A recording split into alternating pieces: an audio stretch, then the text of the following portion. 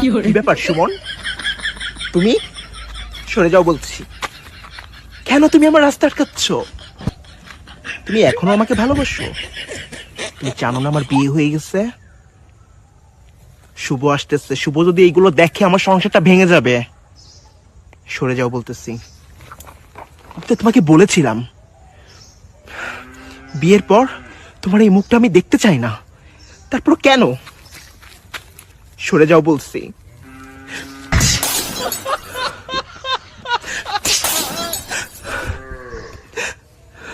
সরে যাও।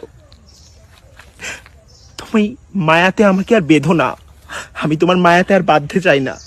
ঠিক আছে, তুমিই থাকো, আমি চলে যাচ্ছি। তুমিই থাকো।